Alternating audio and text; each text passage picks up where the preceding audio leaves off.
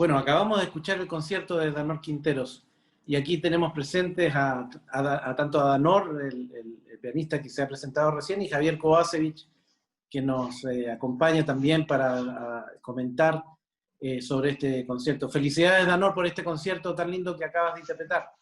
Muchas gracias. Danor, un poco tenemos la tradición de, como estos conciertos originalmente lo íbamos a hacer presencialmente, y esto implicaba también tener un programa de conciertos para que la gente supiera, digamos, de lo que siempre aparece en un programa de mano. Decidimos hacer esta pequeña entrevista para conocerte y para que el público te conozca, y además comentar un poco una especie de notas al programa, de manera que podamos todos disfrutar aún más este lindo concierto. Danor, un poco cuéntanos a nosotros y al público que te está viendo, que está conectado a la transmisión, de tu trayectoria. ¿Dónde te iniciaste? Tú eres uno de los pianistas chilenos más importantes de la generación actual, y un poquito que nos cuentes tu historia y tus estudios. Sabemos que has ganado premios bastante recientemente, también importantes internacionalmente, así que para que nos cuentes un poquito de ti. Gracias. Bueno, yo inicié mis estudios cuando tenía como 10 años y estuve en distintas escuelas. Estuve un tiempo en la Universidad de Chile, estuve también un año en la Escuela Moderna y finalmente estuve en la Universidad Católica, donde me titulé como intérprete. No sé si el título tendrá el mismo nombre ahora, antes se llamaba Licenciatura en Interpretación Musical. Y bueno, luego me fui a estudiar a Europa, estuve 5 años en Alemania, donde hice un máster en música y también un Concertexamen, que es una especie de diploma eh, para solistas, como más especializado en interpretación, ¿no? Y conciertos. Y luego hice un último posgrado en Salzburg, en Austria, que al principio no tenía presupuestado, pero luego pensé que tal vez estar un par de años más en una universidad y tener las facilidades para poder estudiar, practicar y aprovechar de hacer concursos sería algo muy valioso y realmente fue así. Durante ese tiempo obtuve hartos premios, participé en hartos concursos. Algunos saqué más importantes que otros, por ejemplo, en el concurso Santa Cecilia, en Portugal, uno de los concursos más antiguos de Europa. Y a todo esto un dato interesante, el concurso Sigal también es uno de los más antiguos y tal vez sea el más antiguo en Sudamérica. No estoy completamente seguro, pero sí que tiene una trayectoria muy extensa. Y también gané un premio en el concurso de UNESCO. Y así empezó a formar una especie de carrera y aproveché de también conocer mucha gente, que creo que es lo más valioso de la experiencia de estudiar en el extranjero, ¿no? Conocer a otros músicos, profesores, gente con la que yo, por ejemplo, estudiaba, o gente que yo acompañaba en conciertos de alumnos que ahora son concertinos en orquestas como la Filarmónica de Viena, por ejemplo. Entonces eso es una experiencia muy enriquecedora, aparte de, por supuesto, el hecho de vivir ahí, caminar por las mismas calles que los grandes músicos caminaron. Y así entonces, debo decir que estoy muy agradecido a mi formación. Para estudiar afuera también tuve mucho apoyo de distintas fundaciones. Tuve becas de la Corporación de Amigos del Municipal, del Consejo de Cultura, y también una beca del programa de intercambio alemán, el famoso DAAD, que fue una de las primeras que obtuve y que fue realmente una ayuda muy valiosa. Y así, bueno, he tratado de desarrollar una carrera de conciertos, sin dejar de lado, por supuesto, a Chile. Para mí es, por supuesto, un gusto colaborar con la Fundación Pianos para Chile. Y tengo varios proyectos también en mente de hacer música acá en Chile, organizar algunos eventos culturales, tal vez algún festival. Y también me interesa mucho abordar repertorios chilenos, aunque en realidad en cuanto a gustos musicales tengo un espectro muy variado y me gusta tocar todo tipo de música eh, de distintas épocas y trato siempre de integrar en mis programas algunos compositores que se toquen menos en Chile o que tal vez falten por ser descubiertos acá. Eso sería como bien resumida mi trayectoria. Danor, y una cosa un poco ya en el plano personal en este año tan difícil, ¿tienes una cierta nostalgia? Porque lo normal de Danor Quintero es que uno sabía que venía, iba y venía, digamos, y bastante a menudo, porque tenía compromiso tanto en Europa como aquí en Chile. Entonces yo recuerdo en los últimos años que ya terminaste tu etapa estudiantil, digamos, de alguna manera en Europa, te tocó viajar mucho. Yo te veía siempre en acción. Yo te decía, por ejemplo, por las redes, te decía, ya estás en acción. Y mucho viaje y venía, no, si la otra semana, alguna vez hasta nos topamos en el aeropuerto llegando de Ah, vuelta. verdad, sí, tienes razón. Claro. Entonces, me imagino que sientes una nostalgia de no haber podido ir a Europa todo este año, ¿no? Y se fue Sí, sí, alargando. ha sido bien complicado. Tenía hartos conciertos y algunas Pues, giras muy interesantes, por ejemplo, en Asia. Y lamentablemente todo tuvo que cancelarse o posponerse. Los últimos conciertos que alcancé a dar este año fueron en Viena y en Londres en febrero, con de hecho un programa de música exclusivamente chilena. Y luego el último concierto fue acá en Chile, en Constitución, cuando recién habíamos dado el puntapié claro, inicial de los conciertos en regiones de la Fundación Penas para Chile. Y bueno, ahí llegaron las cuarentenas y entonces cambió todo. Pero por otro lado, igual ha sido lindo estar acá en Chile tanto tiempo, algo que no hacía hace mucho. claro. Tuve Una más cosa tiempo para familiar. mí, claro, para aprender nuevo repertorio y para, digamos, abordar algunas obras que tal vez no me había dado el tiempo de estudiar y ahora traté de aprovechar la mayor cantidad de tiempo posible. Y bueno, entiendo que es una situación difícil, pero también lo es para todo el mundo, entonces no he sentido que me estoy quedando atrás o que, digamos, estoy perdiendo un poco el ritmo de la trayectoria, porque en realidad es algo que ha afectado a todo el mundo y hay que tener paciencia y ser responsable para que, digamos, en un futuro, ojalá lo más cercano posible, podamos resumir todas nuestras actividades en forma normal. Muy bien. Danor, vamos a pedirle a Javier, que está aquí presente, que nos cuente un poco eh, sobre el programa que abordaste en este recital y luego nos juntamos nuevamente para algunas consideraciones tuyas como Ya, intérprete de las obras y ahí nos despedimos de esta interesante conversación. gracias. Dale, Javier. Hola, Anor. Hola, Alex. Bien, el programa de esta noche es un ciclo muy especial de Maurice Ravel, el ciclo Espejos, compuesto por 5 piezas. Es bastante célebre esta suite por su dificultad, en particular por la de 2 de sus secciones, que vamos a explicar en detalle. Antes de hablar de la suite, quisiera contar un poco sobre Maurice Ravel.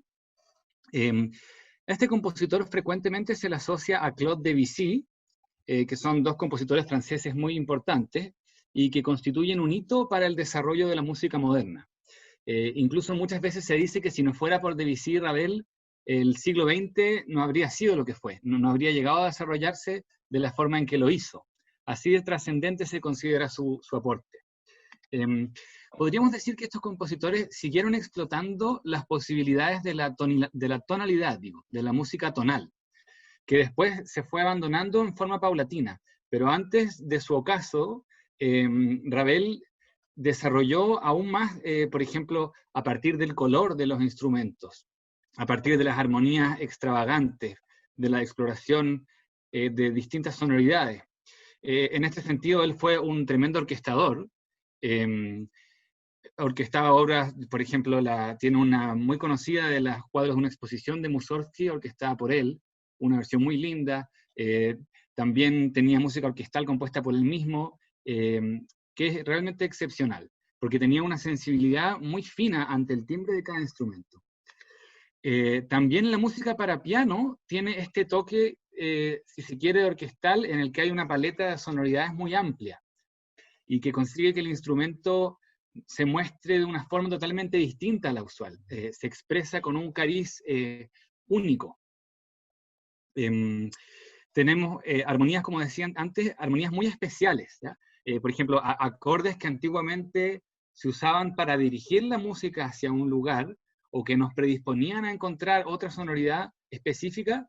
Ravel comienza a utilizarlos como una herramienta para otorgarle un color especial a la música.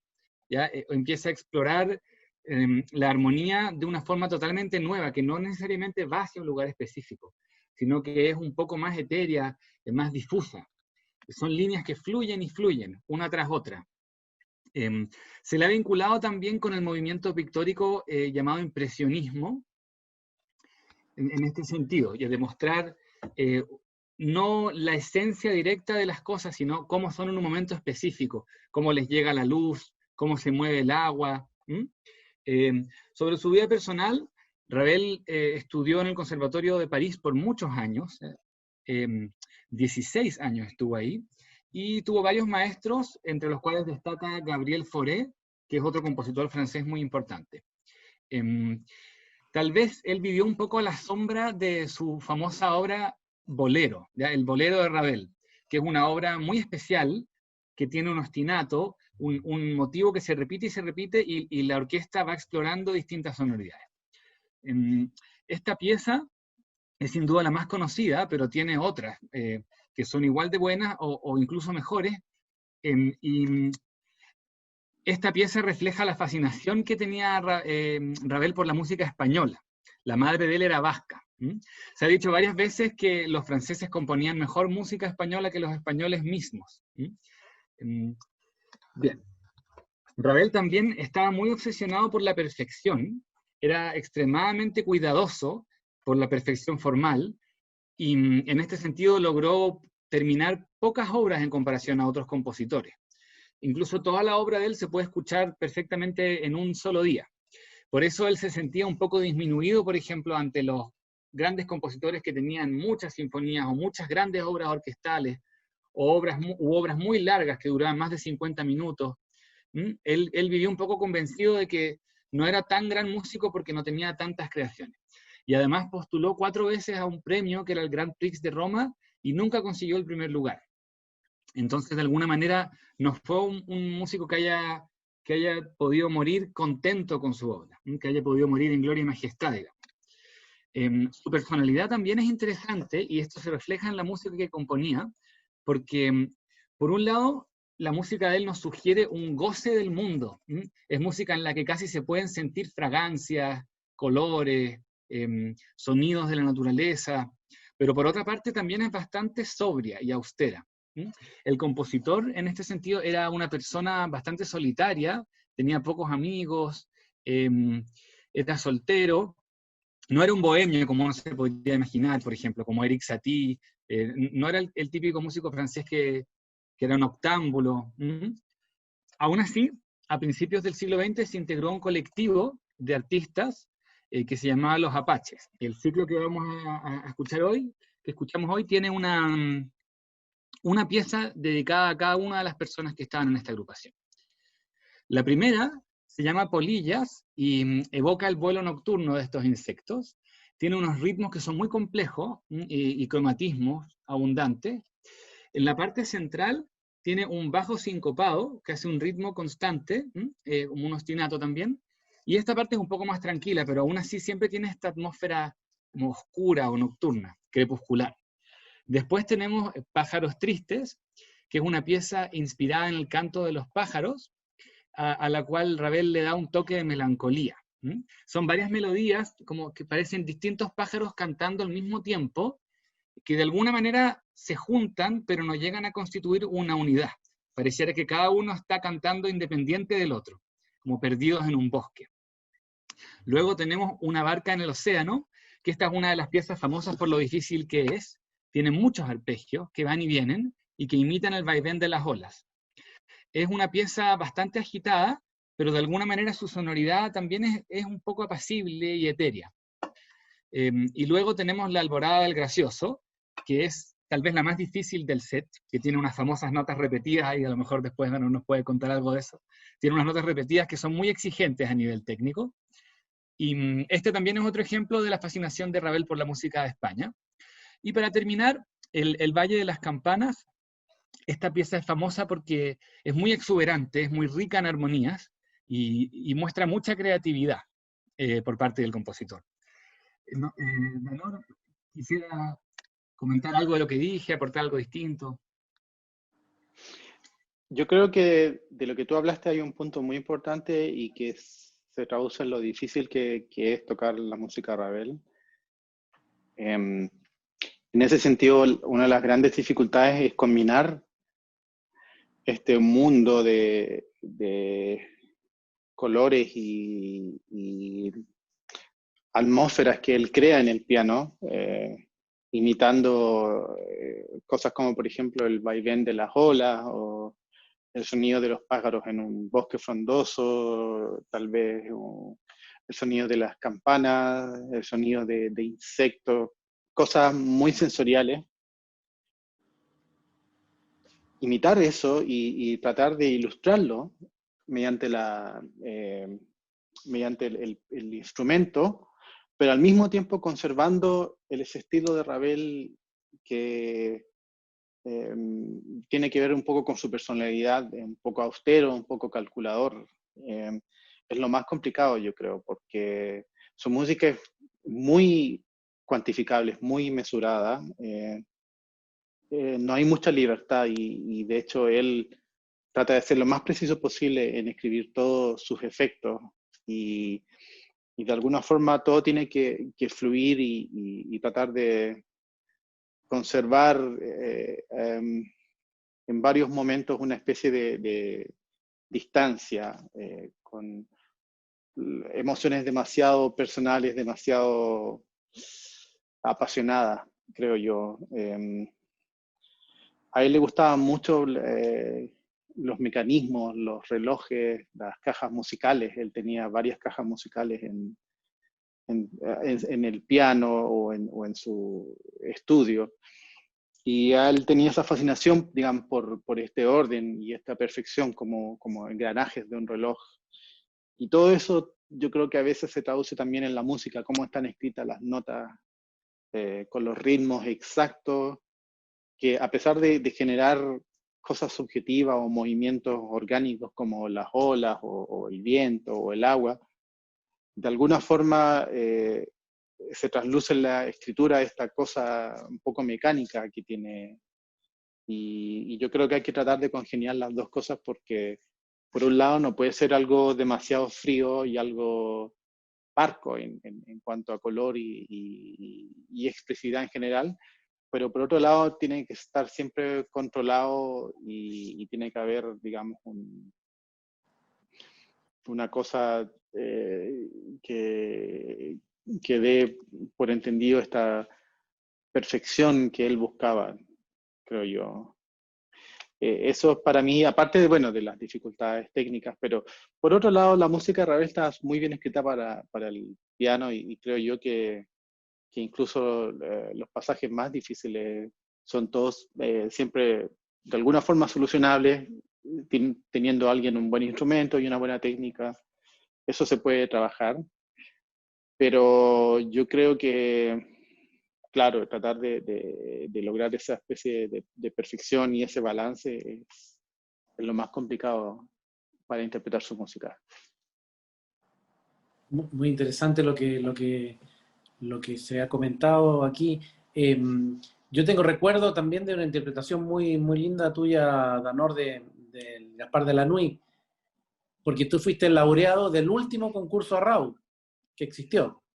Sí, el último, que se hizo El una edición último. internacional, claro. Claro, en la edición internacional, tú fuiste uno de los laureados ahí y me acuerdo que tocaste Gaspar de la Nuit Sí. con una interpretación muy linda y que llamó mucho la atención al jurado, recuerdo. Y, y también me imagino que Ravel es un compositor que te es muy cercano, ¿no? Porque has tocado mucho repertorio de él o Sí, está he tocado dentro de... bastante. Yo creo que ha pasado por algunas etapas. Hay veces donde he tocado un poco más su música, pero en general sí puedo decir que tengo bastante repertorio de él.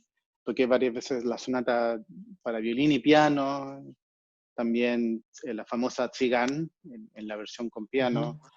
Eh, Me aprendí el concierto de la mano izquierda, hice Gaspar de la Nuit, Mirroir, Juegos de Agua, La Pavana. Em, Sí, la verdad tengo harto repertorio por él, pero yo creo que mi fascinación se puede extender al repertorio moderno en general de finales del siglo XIX y primera mitad del siglo XX. Cuando empiezan a explorar otras técnicas de escritura musical y cuando ya tenemos, digamos, el piano moderno o lo más cercano al piano que tenemos hoy en día. Yo creo que toda esa gama de compositores que surgieron durante ese tiempo, Bartók, Ravel, los rusos Prokofiev, también Debussy antes, compositores un poco más desconocidos, por lo menos en Chile, como Enesco, Mettner. Hay una lista de compositores que siempre me han interesado mucho y cada vez que he podido he tratado de abordar su música. Así que sí, la verdad es que tengo bastante predilección por ese repertorio. De hecho, ahora estoy tratando de hacer lo contrario, que es tratar de abordar repertorio más romántico, más tradicional, como digamos por una cosa de formación personal. Ahí estoy tratando de aprender obras que son muy tradicionales de la música clásica, como por ejemplo las polonesas de Chopin o tal vez cosas de Liszt, de Brahms. Pero sí, la verdad siempre me siento muy en casa con este tipo de repertorio moderno. Bien. Bueno, Danor, te queremos agradecer estos minutos que, bueno, fueron bastantes minutos, muy interesantes. Gracias. Bueno, y al público que nos está escuchando y que nos acompañó en esta transmisión, lo dejamos invitado a que se sigan, eh, que nos sigan acompañando en estas transmisiones que van a durar hasta el 20 de diciembre, con transmisiones por lo menos 4 o 5 por semana. Eh, entonces, cordialmente invitados, síganos en nuestras redes sociales y también en las páginas web. Todos los conciertos van a ser transmitidos por el canal de YouTube de Glaciar Digital. Y bueno, nos encontramos en una próxima. Adiós Javier, adiós Danor, nos vemos en la próxima. Adiós, Que estén muy muchas bien. gracias. Hablamos. Chao. Luego.